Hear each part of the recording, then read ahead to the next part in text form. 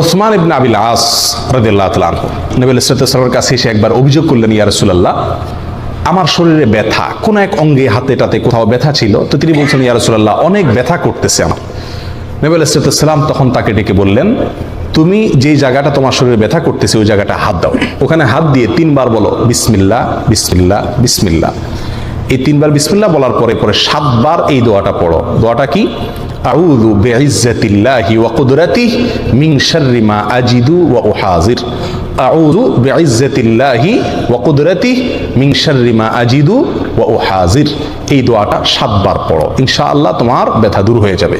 ওই সাহাবী ওসমান রাদিয়াল্লাহু তাআলা আনহু বলেন যে আমি এই দোয়াটি 7 বার পড়লাম, তার আগে বিসমিল্লাহ 3 বার পড়লাম, ওয়াল্লাহি এরপরে আমার ব্যথা দূর হয়ে গেছে, ব্যথা আর ছিল না। আমাদের শরীরে বিভিন্ন অঙ্গে, মাথায়, হাতে, পায়ে, পেটে, অনেক সময় অনেক অঙ্গে কি হয়? ব্যথা হয়, এবং ব্যথায় আমরা অনেক সময় কষ্ট করি। এই ব্যথা যখন হবে তখন আপনি এই আমলটি করবেন, 3 বার বিসমিল্লাহ পড়বেন আর 7 বার এই দোয়াটা পড়বেন, দেখে দেখেও পড়তে পারেন।